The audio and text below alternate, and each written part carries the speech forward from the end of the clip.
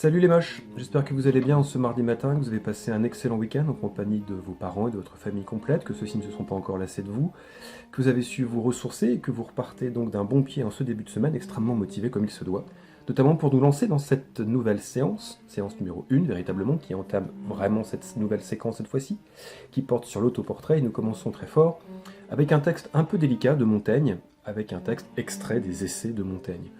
Je vous demande donc d'essayer de le lire. Alors la langue utilisée est de la langue du XVIe siècle. Ça risque de poser un peu de difficulté, de vous concentrer. Ce n'est pas insurmontable, mais il faut en tout cas vous concentrer pour essayer de comprendre ce que ces deux extraits racontent, parce qu'en fait il y a deux extraits, deux parties, qui toutes deux sont tirées du tout début de l'œuvre dans laquelle justement Montaigne se raconte. Vous allez voir que ce n'est pas anecdotique, bien sûr, parce que la thématique globale de toute cette séquence ça va être de s'interroger sur la façon dont on peut réussir à se présenter soi-même et le regard que les autres ont de nous-mêmes, et voir si cette image correspond. Lorsqu'on écrit ensuite sur sa propre vie, quels sont les contrats que l'on tente de respecter en termes d'honnêteté, de transparence vis-à-vis de la postérité. Ce qui va m'intéresser également, lorsque vous aurez terminé donc cette lecture du texte, voir ce que vous en avez compris, donc pas de questions sur le texte, juste voir ce que vous en comprenez, c'est de vous demander de passer un peu de temps à cliquer sur la petite vidéo qui est ici. Donc vous cliquez sur la souris que j'ai mise juste en dessous du portrait de Montaigne, et qui vous donnera accès à un merveilleux petit reportage qui date des années 80.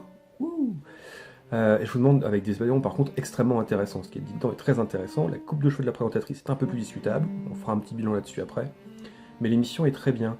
Je vous demande d'essayer de tenir le plus longtemps possible pour essayer de comprendre un maximum de choses sur la vie de Montaigne, et notamment son rapport avec la Boétie, que j'aime beaucoup aussi.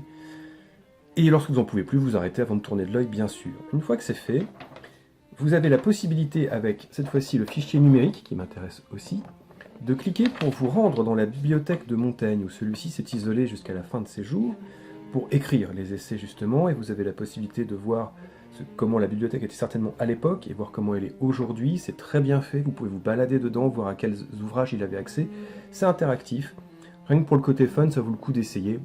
Pas non plus d'y passer 1h30, mais au moins d'y jeter un petit coup d'œil, ça peut être sympa. Ce qui m'intéresse par contre pour aujourd'hui en termes d'écriture, c'est justement la partie écriture qui se trouve ici dans votre document. Je vous demande de répondre au questionnaire de Proust. Ben oui, comme cette séquence, cette fois-ci, ne porte pas sur la vie des auteurs, mais bien sur votre vie à vous, la grande difficulté de cette séquence, ça va être de voir si vous êtes capable de, justement, porter votre regard sur vous-même, et non plus simplement sur la vie des autres. Même si, comme j'aime beaucoup le citer, Victor Hugo disait « Lorsque je vous parle de moi, je vous parle de vous », de quelle façon parvient-on à atteindre l'universalité pour que notre propre vie puisse trouver un écho dans celle des autres? Ce sera tout l'enjeu de cette séquence. Avant de faire ça, il faut déjà être capable de se connaître un minimum soi-même, même si, comme le disait Socrate dans sa première maxime présocratique d'ailleurs, je ne sais qu'une chose, mais c'est que je ne sais rien. Cette fois-ci, il va falloir qu'on tente de voir ce qu'on connaît de nous. Je vais vous demander ce que vous connaissez de vous-même. Le questionnaire de Proust, c'est un questionnaire... Alors, Marcel Proust, déjà. Marcel Proust, c'est pour beaucoup le plus grand auteur de la littérature française. Beaucoup le placent d'ailleurs même devant Victor Hugo, c'est pour vous dire l'importance qu'il a eue dans l'histoire de la littérature. Et il se situe à la fin du XIXe siècle et début XXe siècle.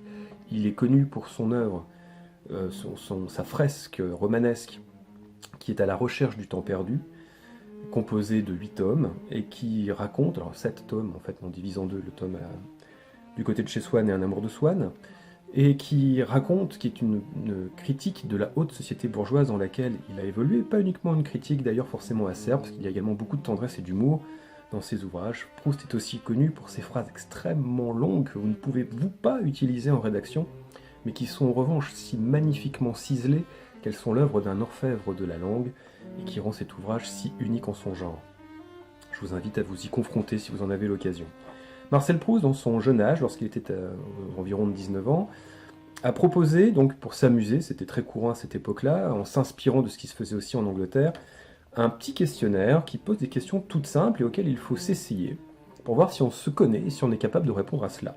Du type, quelle est votre vertu préférée? Quel est le principal trait de votre caractère? Toutes ces questions donc portent sur vous. Je vous demande d'y passer un peu de temps pour répondre. Alors, la réponse doit être courte, mais je vous demande d'essayer d'y répondre le plus sincèrement possible, puisque durant toute cette séquence, on va s'intéresser à vous. Oui, bah oui, même quand c'est pas forcément avec une vie... bah oui, Firmin, on sait, mais quand même. Donc on s'accroche.